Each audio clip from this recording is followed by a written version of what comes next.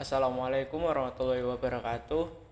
Di sini saya ingin mempresentasikan sistem kontrol modern dan PID. Sebelum mempresentasikan, perkenalkan nama saya Revano Putrananto dari Teknologi Rekayasa Otomasi. Oke, langsung saja kita ke materi berikut ini. Pengertian singkat dari sistem kontrol yaitu menurut Katsuhiko Ogata dalam bukunya Modern Control Engineering, sistem kontrol dapat dipahami sebagai suatu susunan atau kombinasi dari berbagai komponen yang paling bekerja sama untuk mencapai tujuan tertentu. Jadi sistem kontrol ini sebagai suatu susunan atau kombinasi dari berbagai komponen atau instrumen. Lalu selanjutnya feedback. Feedback adalah proses mengembalikan sebagian sinyal keluaran ke masukan untuk dibandingkan sehingga sistem dapat mendeteksi kesalahan error dan melakukan koreksi agar keluaran sesuai dengan yang diinginkan. Lalu ada PID controller, metode pengendalian dalam sistem kontrol yang menggunakan 3 aksi utama yaitu proporsional atau P untuk merespon besar error saat ini, integral atau I untuk menghilangkan error jangka panjang, dan derivatif atau disingkat D untuk memprediksi serta meredam perubahan error di masa depan. Oke, langsung kita next. Jenis-jenis sistem kontrol ya seperti kita lihat sekarang, yaitu ada open loop dan closed loop.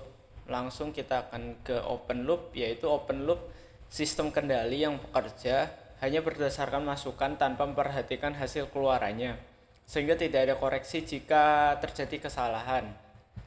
Seperti yang kita lihat pada diagram seperti ini, itu dia tidak ada koreksi sama sekali.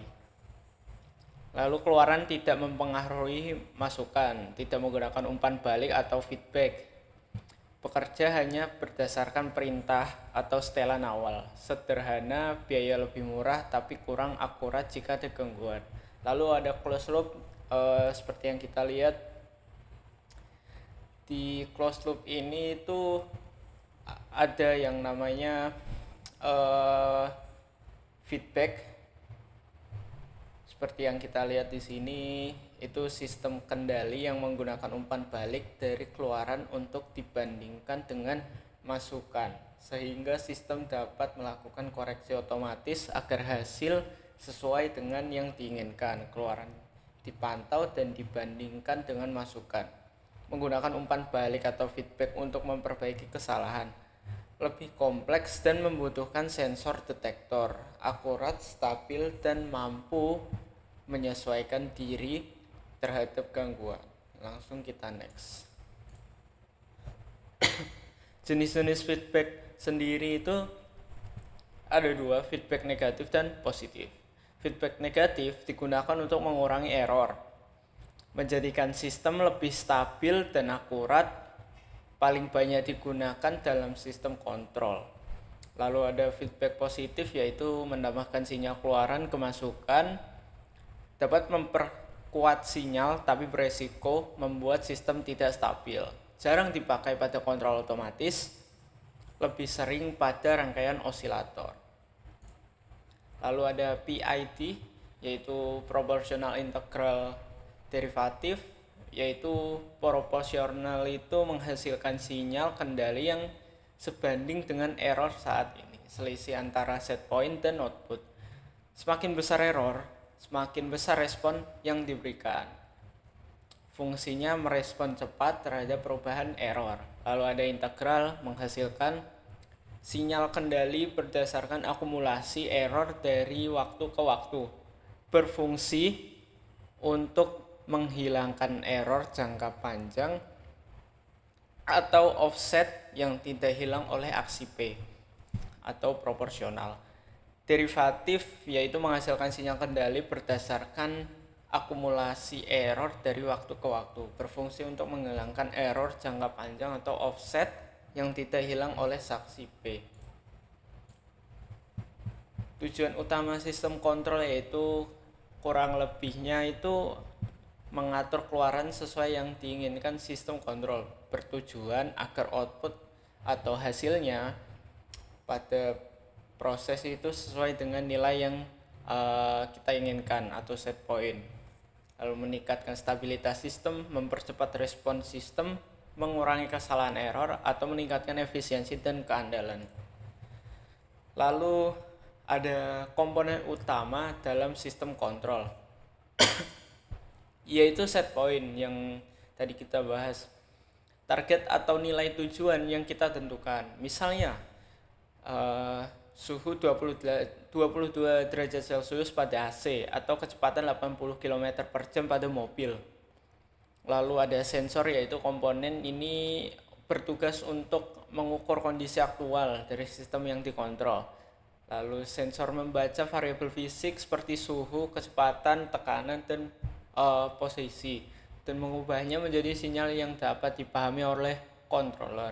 Contohnya termometer pada AC, speedometer pada mobil, sensor level air dan pada tangki, dan masih banyak lagi sensor-sensor.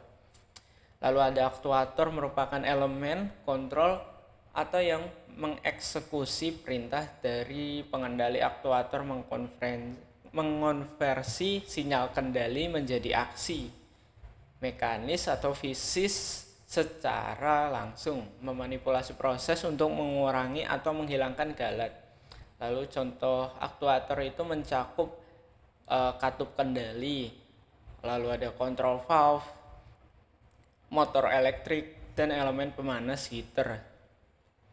Lalu ada controller. Komponen ini adalah otak dari sistem. Ia menerima data dari sensor dan membandingkannya dengan set point. Jika ada perbedaan atau bisa dibilang disebut error, lalu controller akan menghitung tindakan apa yang harus diambil. Contohnya adalah algoritma PID. Langsung kita next. Prinsip dasar PID yaitu untuk proporsional itu memberikan aksi utama. Prinsipnya mengkoreksi sesuai besar kesalahan saat ini. Lalu logikanya kesalahan besar koreksi besar, kesalahan kecil sama dengan koreksi kecil. Tujuannya sendiri itu memberi respon cepat agar sistem segera mendekati target. Lalu ada integral, menghilangkan sisa kesalahan. Prinsip mengingat dan menjumlahkan kesalahan dari waktu ke waktu. Lalu ada logika, jika masih ada sisa kesalahan, I atau integral akan terus mendorong hingga benar-benar nol. Tujuannya adalah menghilangkan kesalahan sisa atau steady state error. Lalu ada derivatif, yaitu mencegah lampau batas dan menstabilkan. Prinsip kerjanya itu melihat seberapa cepat kesalahan berubah. Lalu ada logika bekerja seperti rem. Jika sistem terlalu cepat, dia akan memperlambatnya. Lalu tujuannya itu membuat sistem lebih halus, stabil, dan mencegah overshoot atau goyangan. Lalu ada contoh penerapan PID, yaitu sistem kontrol PID pada drone untuk mengatur keseimbangan. Fungsi PID dalam drone adalah untuk menjaga stabilitas, orientasi, dan pergerakan drone. Dengan menyesuaikan kecepatan motor secara otomatis berdasarkan data sensor dan umpan balik waktu nyata. Algoritma PID menghitung kesalahan antara posisi atau orientasi yang diinginkan dan posisi aktual, lalu menerapkan tindakan korektif untuk meminimalkan kesalahan agar drone dapat terbang secara stabil bahkan saat ada gangguan seperti angin. Lalu fungsi P, komponen P memberikan koreksi yang sebanding atau proporsional Dengan besarnya kesalahan, jika drone miring jauh, P akan memberikan perintah koreksi yang kuat ke motor. Jika miringnya sedikit, koreksinya juga sedikit. Fungsi I, komponen I menjumlahkan semua kesalahan yang terjadi dari waktu ke waktu. Jika ada kesalahan kecil atau yang konstan, misalnya hembusan angin, komponen P mungkin tidak cukup kuat untuk melawannya. Komponen I akan melihat kesalahan ini terus terjadi, lalu meningkatkan kekuatan koreksi secara bertahap sampai drone benar-benar kembali ke posisi yang diinginkan atau error menjadi 0. Lalu fungsi D yaitu komponen D mengamati seberapa cepat drone mendekati titik targetnya. Fungsinya seperti rem. Jika drone bergerak terlalu cepat untuk memperbaiki posisinya akibat kerja P yang agresif, dia akan memperlambat laju koreksi untuk mencegahnya melewati target atau overshoot dan menyebabkan getaran. Jadi contoh penerapan PID ini dalam konteks penggunaan drone. Oke, langsung saja kita next.